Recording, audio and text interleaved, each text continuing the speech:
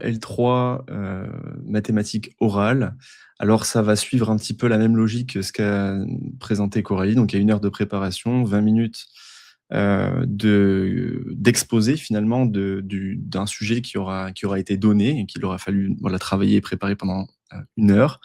Et donc vous êtes au tableau et vous devez, tout simplement, de façon, voilà, de façon explicite, raisonner par rapport à l'exercice et apporter, petit à petit la correction en justifiant ce que vous faites. Donc vous êtes en train d'expliciter vraiment, chaque, question à laquelle vous répondez.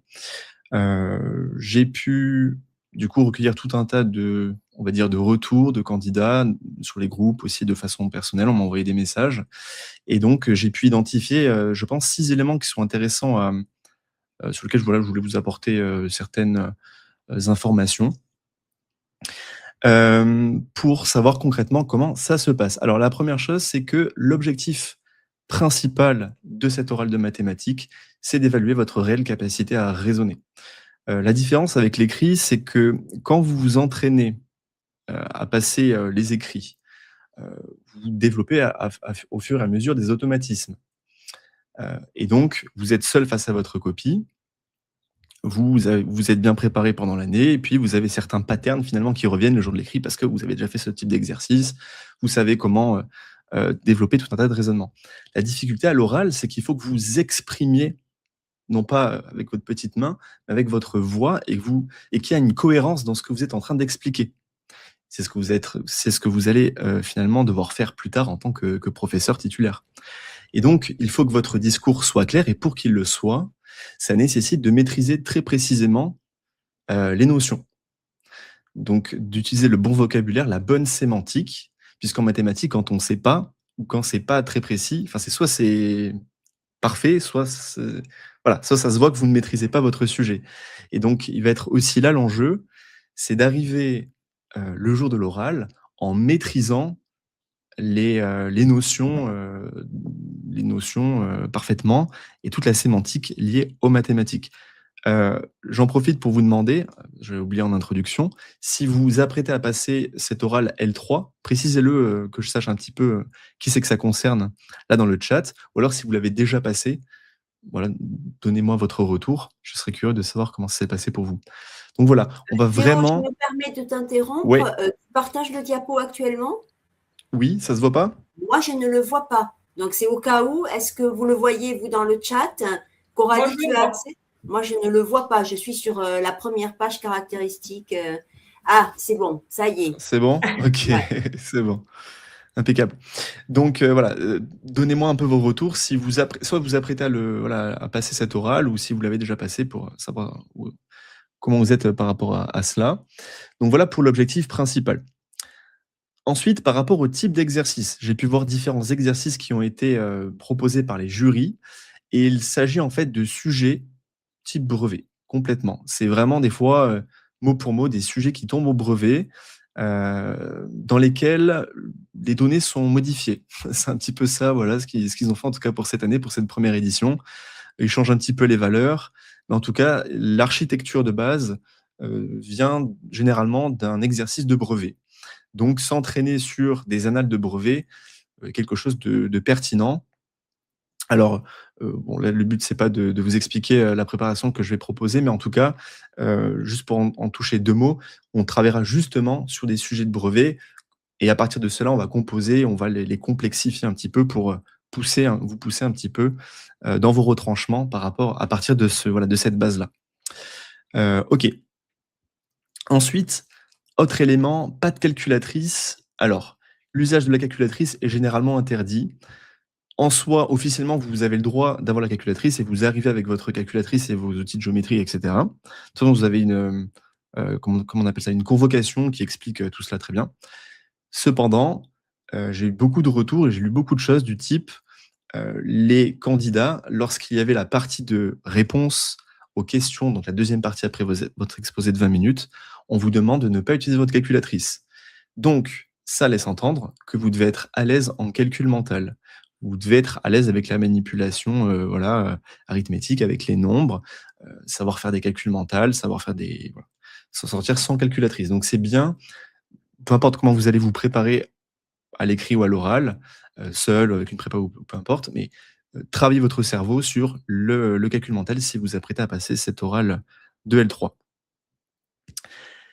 Analyse de production, pas de didactique pure, mais une analyse ciblée des productions d'élèves. Alors, il y a effectivement dans certaines académies, certains, candidats qui ont eu la mauvaise expérience de devoir, répondre à des questions d'ordre didactique.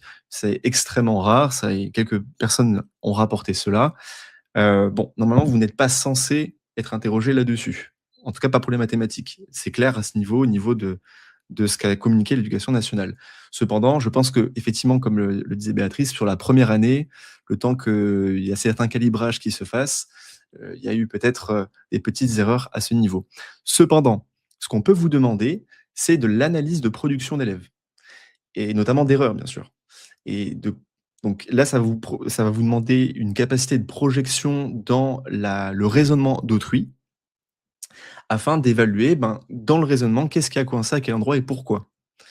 Heu et donc, bon, c'est pour ça que, si vous vous préparez avec une prépa, ce qui est bien, c'est de voir les autres faire potentiellement des erreurs et en tout cas, c'est comme ça que je vais construire la prépa orale, mais c'est à partir des erreurs des autres que chacun puisse parvienne à expliquer où a été faite l'erreur, afin que ce soit un petit peu, voilà, que ça soit une préparation orale qui soit dynamique et qui engage tout le monde, puisque ça, c'est vraiment une qualité que vous devez développer. Voilà. Au niveau de la gestion du temps, heu, vous avez 20 minutes pour présenter l'exercice que vous aviez préparé. Heu, il est à noter, comme le disait Coralie, 20 minutes, c'est long et que généralement, la plupart des candidats tiennent moins de 20 minutes. Mais 20 minutes, c'est le temps maximum qui vous est demandé pour présenter, votre, production. Donc si vous, durez moins de temps que ça, c'est pas grave. L'important, c'est que votre raisonnement soit clair. Si, en 15 minutes, vous avez résolu l'ensemble des questions de façon claire, vous avez votre raisonnement qui a été, rondement mené, bon, on va pas, meubler avec 5 minutes de vide. Si c'est clair et que vous êtes bien exprimé, que vous, inspirez, finalement une sorte de maîtrise, c'est très bien. Donc faut pas se mettre une pression par rapport à cela. De toute façon, moi je fais partie des personnes qui n'aiment pas, que vous entraîniez avec une sorte de pression temporelle, que ce soit pour les écrits ou pour les oraux, car c'est juste une façon de se mettre la pression et une couche de stress supplémentaire. Juste se concentrer sur faire les choses bien, c'est déjà une bonne première chose. Je répondrai aux questions juste après. Si vous en avez d'ailleurs, n'hésitez pas, à le laisser en commentaire. Et enfin, facteur stress, quelque chose qui est des fois négligé. Alors, heu, l'oral, c'est quelque chose qui est stressant, hein, on le sait tous, et que ce soit à l'écrit ou à l'oral, mais l'oral, c'est encore une autre dimension, c'est vraiment un élément clé qui peut vous faire échouer à un oral, bien que vous maîtrisiez des notions. On peut arriver, alors déjà quand on est à l'écrit, ce qui est bien, c'est qu'on est seul face à sa feuille, alors on peut stresser, mais on est seul à stresser. Mais quand on doit répondre du tac au tac à des questions qui nous sont posées par des jurys qui sont là pour nous évaluer et chercher un petit peu la petite bête, c'est quelque chose qui est extrêmement stressant. Et donc, juste un point d'attention sur ça, il ne suffit pas simplement de maîtriser les notions, il ne suffit pas simplement de dire: «Ah bon, ça va, c'est du niveau, brevet, c'est du niveau cycle 4. Si je me suis préparé aux écrits, forcément, l'oral va très bien se passer». Je pense que c'est un mauvais calcul, parce qu'il ne faut pas oublier, voilà, cette dimension du stress et il faut s'entraîner à produire à l'oral. D'une part, pour s'entraîner à avoir une sorte de, un raisonnement qui soit clair, une production orale qui soit claire, qui n'est pas du tout la même chose que quand on rédige à l'écrit, comme je l'ai expliqué précédemment. Mais aussi, peut-être de vous exposer à des situations qui sont un peu stressantes pour vous y préparer en amont et pas que, vous redécouvriez un petit peu l'effet stress que compose cet oral le jour J, quoi. Donc c'est pour ça que bon, l'avantage effectivement d'une préparation, c'est aussi de s'exposer devant d'autres personnes et donc, d'être plus ou moins jugé, bien que on fait ça dans un cadre bienveillant, mais en tout cas pour avoir cette pression peut-être des regards, cette pression, aussi des questions qui peuvent être posées si on fait participer tout le monde, une sorte de pression qui est donnée et donc, préparez-y-vous bien et pas simplement seul comme ça chez vous, je pense que c'est un mauvais calcul. Les slides ne changent pas, c'est normal, oui. Je suis juste en train de citer les 6 points que j'ai affichés sur cette diapositive. Hem, Voilà pour ça. Je vais déjà commencer par répondre aux questions. Est-ce qu'il faut faire une introduction? Pour moi, c'est pas nécessaire de faire une introduction et de toute façon, avec la simulation qui a été donnée par l'éducation nationale, il y a pas d'introduction. On voit la candidate commencer, directement par la première question. Alors peut-être que vous pouvez simplement vous dire: «Je pense» et c'est comme ça que je vais vous y préparer, mais simplement dire, «Bah, voilà, cet exercice traite de telle ou telle notion et on commence par, cette question». Simplement peut-être donner, le contexte et quelles notions vont être mobilisées pour, la réalisation de l'exercice. Voilà. Je me permets Heu, d'intervenir, Théo, ouais. pour que, voilà, pour moi, les conseils que je donne au niveau de l'oral du M2, en lien notamment avec des introductions en EPS, c'est même si, comme dit Théo, il n'y a pas de cadre, hein, c'est-à-dire que vous fassiez une introduction ou pas, c'est pas bien ou pas bien. Moi, au niveau de l'EPS, je dis toujours à mes élèves une ou deux phrases d'introduction connues par cœur. Ça permet des fois de allez, c'est parti, l'enseignement des mathématiques, Un tremplin. blablabla. Ça permet de lâcher la machine, j'ai envie de dire un petit peu, et de déstresser, justement en lien avec le facteur stress. Donc, de connaître une ou deux phrases d'introduction par cœur et de gagner du temps aussi sur cette fameuse longueur d'exposé qu'il faut tenir. Donc, des fois, je donne ces conseils-là aussi, mais effectivement, il n'y a rien d'obligatoire. Ouais, Je me 1 suis heure de permis de préparation. répondre Ouais, c'est ça. Ouais, c'est 1 heure. Je me suis permis de C'est ça, répondre. Nelly, pour corriger, c'est exactement ce que tu as dit, sauf que c'est 1 heure de préparation. Heureusement, parce que 10 minutes, ça fait un 10 petit peu minutes, court ouais. peut-être pour, pour préparer l'exposé oral. Ouais, 10 Voilà. minutes, je complète, Nelly, c'est un EPS. Et moi, je complète sur ce que tu disais, Béatrice, pour une introduction. Moi, en français, je préconise d'en faire une parce qu'il y a quand même des documents à l'appui, soit un texte, soit une production d'élèves, accompagné souvent de bulletins officiels, de programmes. Et puis, c'est bien, voilà, comme tu le dis, Béatrice, pour faire comme un tremplin, pour un petit peu se lancer, pour préparer aussi le jury qui, voilà, imaginez le jury qui enchaîne les candidats toute la journée. Ça permet aussi, voilà, d'instaurer, on va dire, un cadre propice après votre exposé et que tout le monde prenne le temps, voilà, de se poser, de s'installer. Et après, vous vous lancez dans votre développement. Et ce que je disais aussi, Théo, c'est que j'ai quand même oublié de le préciser, mais les sujets de brevet, c'est vrai que c'est un excellent entraînement également en français. Les sujets de brevet, vous en trouverez plein. Même contactez-moi, je suis un peu la spécialiste du brevet et du bac.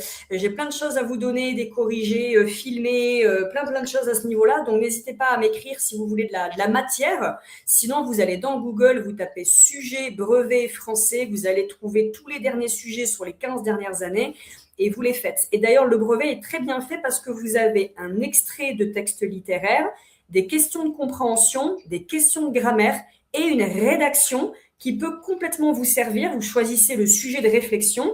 Les élèves ont au choix imagination ou réflexion. Le sujet de réflexion est aussi un très bon entraînement. Là, je parle pour les écrits. Parenthèse. Mais les sujets de brevet sont bien parce qu'ils vous proposent des textes qui font 1 page. Et ce sont des textes littéraires. Donc souvent, les gens me demandent comment est-ce que je peux me forger une culture littéraire rapide et efficace. Les sujets de brevet. Vous vous en avalez autant qu'il faut et vous vous faites une petite liste ou des petites fiches sur tous les textes que vous avez croisés pendant votre préparation. Vous allez passer par du Simone de Beauvoir en passant par du Apollinaire pour finir sur du Molière et ça va vous faire une super culture littéraire à partir des sujets de brevet. Et deuxième chose, Théo, sur laquelle je rebondis de ce que tu as dit, pour vous les futurs candidats, c'est de vous entraîner à l'oral. C'est exactement ce que tu disais, Théo, pour les maths.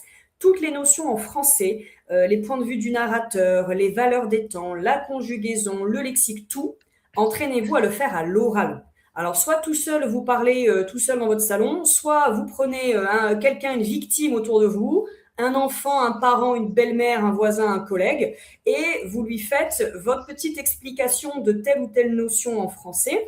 Vous les reprenez toutes individuellement, vous faites une liste et vous les expliquez à l'oral. Parce que répondre à une question à l'écrit, eh bien, c'est très différent de répondre à l'oral. Et n'oubliez pas qu'on veut voir là aussi à l'oral si vous vous exprimez bien. Parce que le métier de prof, vous allez parler toute la journée. à vos élèves. Alors, vous n'allez pas non plus leur mettre la tête comme ça. Il y a des moments où ils travaillent tout seuls, hein, évidemment, mais c'est un métier de communication. Donc, on attend aussi de voir si vous êtes clair dans vos explications ou si c'est confus, vous partez dans tous les sens et c'est un gros sac de nœuds que vous n'arrivez pas à dénouer. Est-ce que vous parlez de manière articulée, intelligible, convaincue? Voilà, donc travaillez également la prise de parole en public et l'expression orale. Il faut vraiment que maintenant vous verbalisiez toutes ces notions en français. Et puis en plus de les dire à voix haute, moi je trouve personnellement que ça vous permet de mieux les apprendre, de mieux les assimiler, moi je trouve personnellement. Donc voilà, entraînez-vous à passer à l'oral, vraiment à ouvrir la bouche pour expliquer toutes ces notions. C'est très important. Ouais, je confirme, c'est vraiment essentiel. Et si vous passez voilà, l'oral L3 en mathématiques, l'idée, ce serait peut-être, même en préparant les écrits, quand vous résolvez des exercices, eh bien, en plus de d'écrire peut-être pour vous y entraîner, de le faire aussi à l'oral, de verbaliser sur votre raisonnement. Comme ça, vous faites un 2 en 1. Voilà. Aussi, ouais, je voulais dire que vu que c'est 20 minutes de présentation et 40 minutes de questions, 40 minutes de questions, c'est très long. C'est très long pour le candidat et c'est très long pour les jurys. Et donc, vu qu'ils doivent respecter l'heure, ils vont vous poser des questions jusqu'à ce que mort s'en suive. Et donc, ils vont creuser, ils vont chercher toutes les questions possibles et imaginables à partir de la matière de base. Ils peuvent aussi des fois dévier sur plein de choses. C'est en ça que je disais que vraiment qu'il faut maîtriser les notions, parce que des fois, c'est pas qu'ils veulent vous piéger, mais c'est qu'il faut aussi meubler un petit peu l'heure et voilà, essayer de vous poser tout un tas de questions sur toutes les notions et voir comment vous vous débrouillez sur celles-ci. Donc, ne négligez pas ça. Il suffit pas juste d'être bon à l'écrit, il faut aussi maîtriser précisément les notions et savoir les expliciter. Bon, on a compris. Simplement des petits exemples de sujets qui ont pu tomber. Alors, c'est ça avec des petites modifications de données à la rigueur. Peut-être pour que vous ayez un ordre d'idée de ce qui peut vous attendre. Donc ça, c'est des trucs qui sont issus du brevet, hein, mais qui des candidats ont partagé ces sujets-là, disant qu'ils avaient eu exactement la même chose.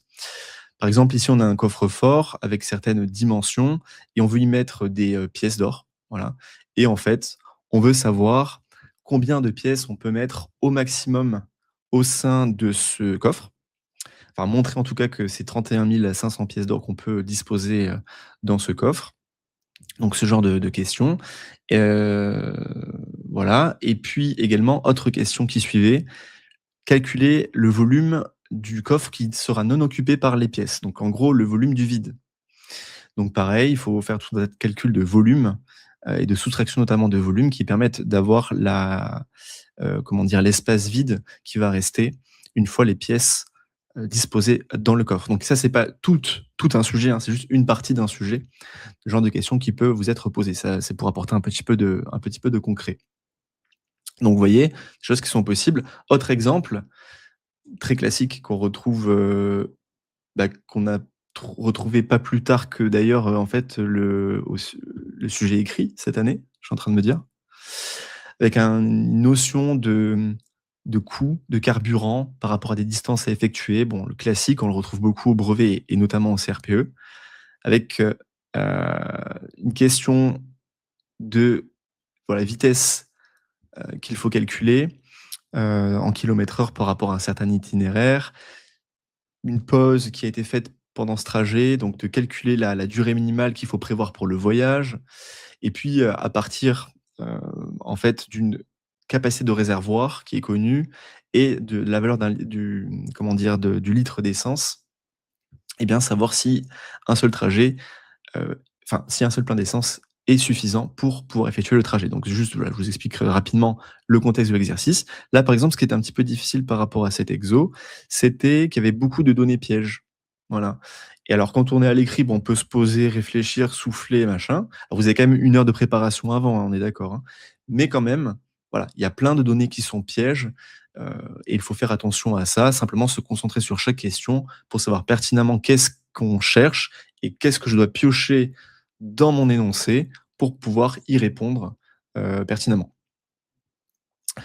Voilà un petit peu simplement pour des exemples de sujets qui peuvent tomber. Vous voyez, donc c'est assez proche de ce qu'on retrouve au CRPE, c'est même peut-être un peu plus simple, mais la difficulté, encore une fois, réside dans la réponse aux questions du jury, le fait de pouvoir rebondir et montrer une certaine aisance, à la fois sur l'expression orale, bien sûr, mais aussi sur le raisonnement. Et quand on est stressé, on a beau être, avoir une bonne, voilà, capacité oratoire ou bonne capacité, de raisonnement, on peut perdre tous ces moyens, donc attention à cela.